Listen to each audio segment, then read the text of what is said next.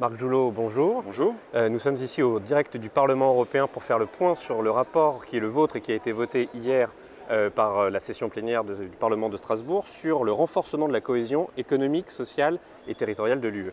Pouvez-vous en quelques mots commencer par nous résumer son contenu et puis surtout son esprit? Le rapport qui a été voté hier et qui m'avait été confié au sein de la commission Régie.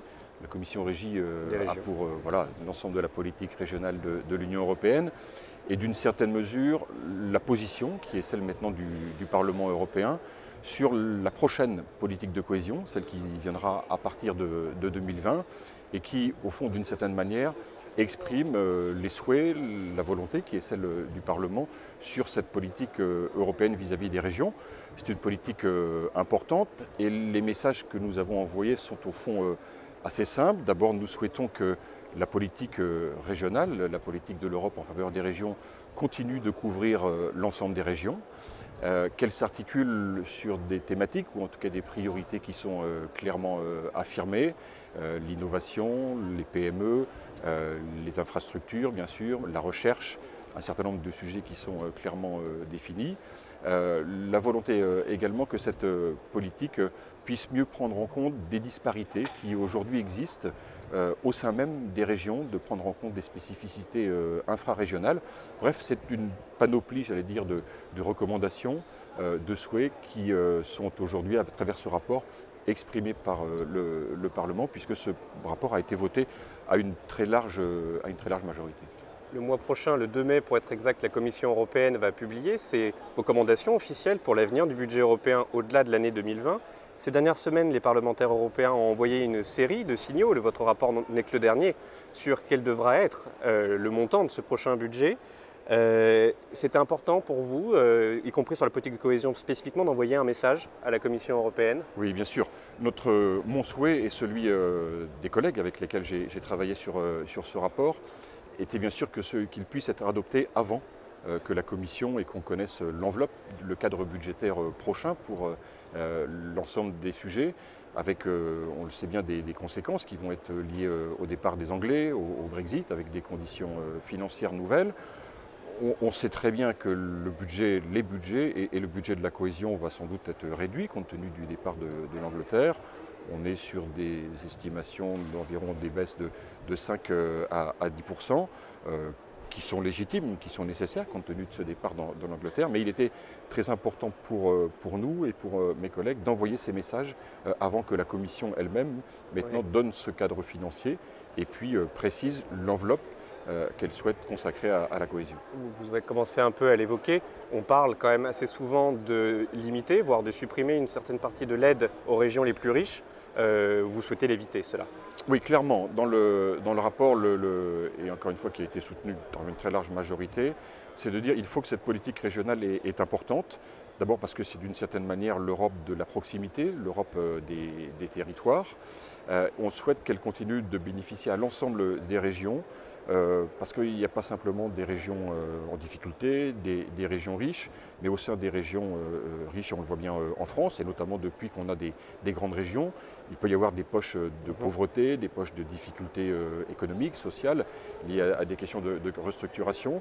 Donc il faut des fonds qui soient bien sûr ciblés sur des priorités, mais il faut aussi beaucoup plus de souplesse, de flexibilité pour que ces fonds puissent être utilisés, même au sein de régions riches, mais où on a des situations, pour des raisons diverses, qui sont des situations de difficulté et où des territoires ont besoin d'être accompagnés, d'être soutenus. Vous évoquez aussi dans votre rapport, je crois, les régions à revenus intermédiaires qui pourraient se retrouver dans une situation un petit peu piégeuse, de ne pas être parmi les plus pauvres, mais d'être un petit peu écartées des zones du plus grand dynamisme économique. C'est bien ça? C'est une notion qui a été évoquée d'ailleurs par la Commission dans son rapport sur le bilan de la dernière politique de cohésion, où on voit bien qu'il y a des territoires, des régions qui sont, ce qu'on appelle nous, pris en difficulté au piège des revenus intermédiaires, c'est-à-dire des régions où elles ne peuvent pas rivaliser avec des grands territoires riches, des grandes métropoles, et puis en même temps elles peuvent se trouver en concurrence avec d'autres régions au niveau national ou européen qui sont beaucoup plus avantagées parce qu'elles ont des dispositifs ou des mécanismes sociaux, fiscaux plus avantagés. Donc des régions qui sont, j'allais dire, dans une sorte de ventre mou et qu'il faut aussi prendre en compte pour éviter d'abord qu'elle décroche, parce que le but de la politique de cohésion, c'est bien sûr de rattraper, que les régions en retard progressent, mais c'est aussi d'éviter qu'un certain nombre de territoires décrochent, liés à des phénomènes, à la mondialisation, à la concurrence. Donc voilà, c'est d'avoir des accompagnements qui soient sans doute mieux ciblés pour être plus efficaces. On parle aussi régulièrement de conditionner l'octroi des fonds régionaux au respect de l'état de droit, par exemple, dans certains pays comme la Pologne ou la Hongrie, pour ne citer que ceux qui sont les plus connus. Quelle est votre opinion par rapport à cette possibilité d'utilisation de la cohésion comme un outil politique?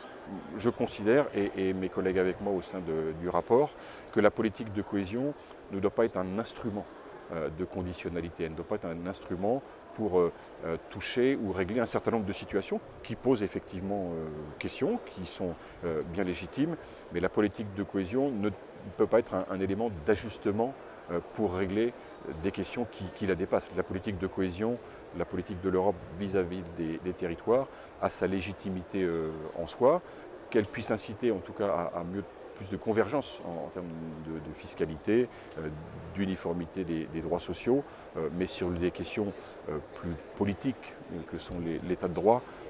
Je considère, en tout cas, et je l'ai dit dans mon rapport, que la politique de cohésion ne peut pas être un instrument de régulation. Dans l'octroi des fonds régionaux européens, on parle aussi de les moduler en fonction de l'aide que certaines régions apportent pour l'accueil des migrants. Est-ce que vous considérez que c'est une bonne idée ? Là aussi, c'est un sujet qui a fait l'objet de beaucoup de discussions. La politique de cohésion peut contribuer, en tout cas participer à aider des territoires qui, compte tenu des flux et des mouvements que l'on connaît, sont d'une certaine manière sous tension. Je sais qu'hier, le président de la République a évoqué dans son discours au sein du Parlement le fait d'avoir une politique ambitieuse de l'Europe et pour aider les collectivités, les villes qui accueillent des migrants. Aujourd'hui, au-delà de ces propos qu'il a pu avoir hier, on reste d'une certaine manière dans le flou. Quelle sera exactement cette politique? Comment sera-t-elle financée? Est-ce qu'il faudra déshabiller Paul pour habiller Pierre? En tout cas, la politique de cohésion ne peut pas en elle-même être un élément pour régler cette question. Qu'il y ait une vraie politique peut-être. Aujourd'hui, je crois que c'est prématuré d'aller plus loin au-delà de la phrase et des propos qui ont été ceux du président hier. Même si le sujet reste bien sûr un sujet extrêmement difficile et compliqué pour bon nombre de territoires qui sont sous tension aujourd'hui. Je vous remercie. Merci.